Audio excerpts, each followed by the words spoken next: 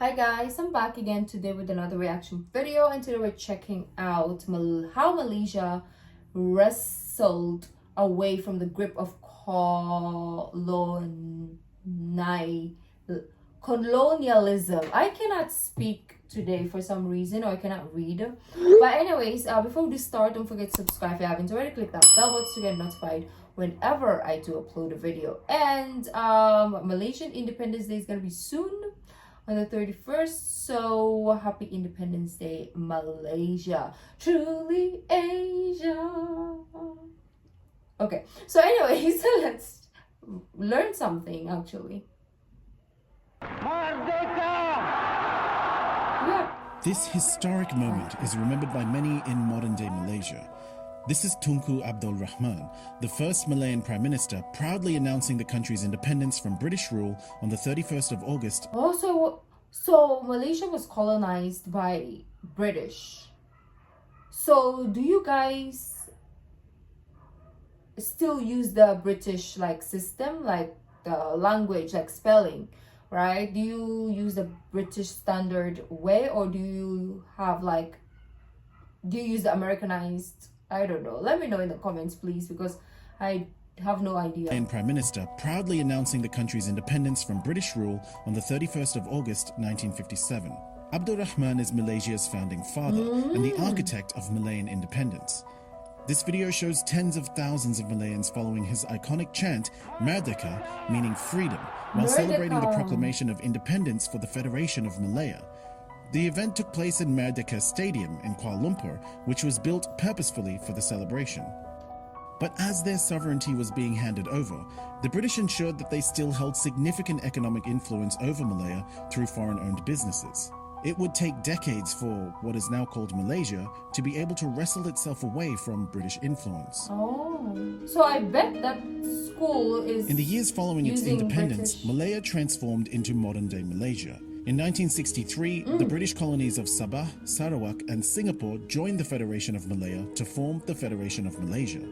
But 2 years later, tensions between the Malay and the Chinese communities resulted in Singapore withdrawing from Malaysia.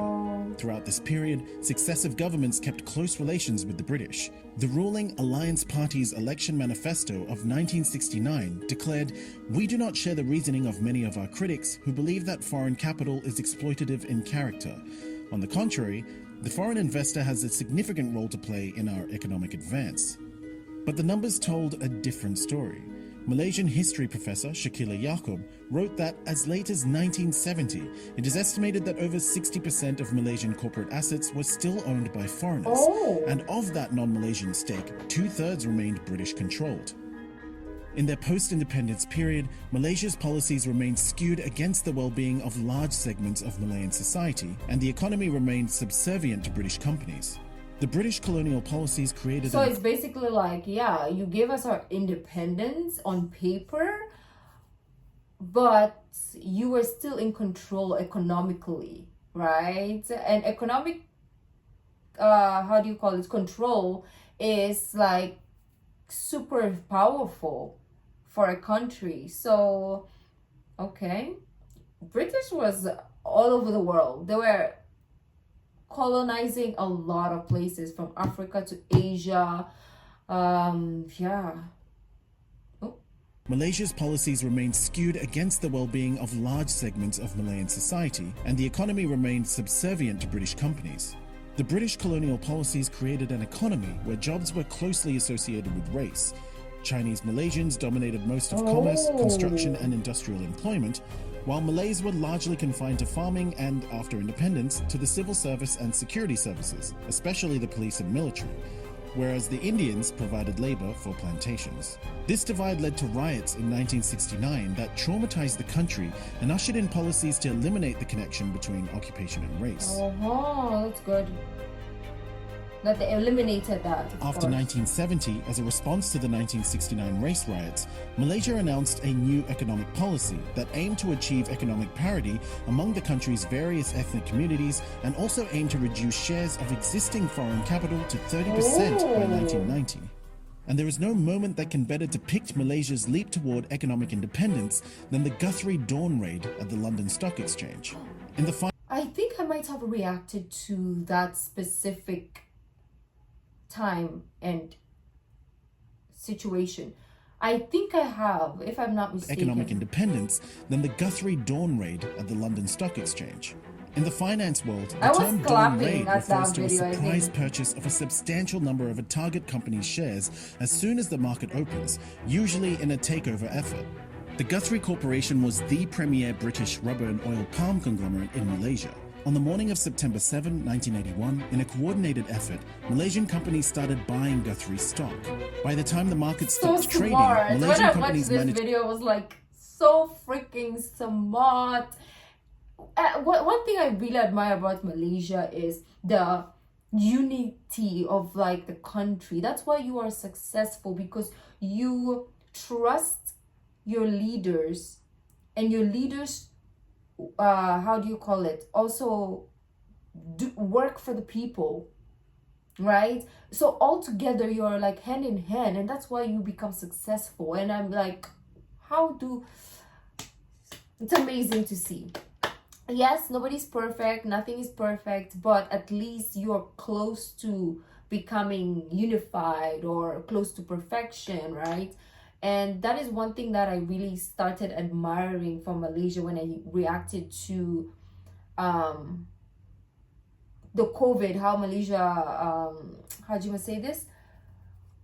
How Malaysia fixed or did something during the COVID times, right? And starting then, I started looking or reacting to more of like Malaysia as a, I don't know, like the government, the history and economical background or something like that.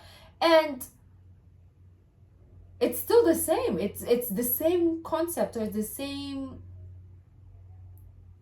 solution that you guys did here, and still is effective until 2022. And because of that, Malaysia just keeps rising and rising and rising. It's crazy.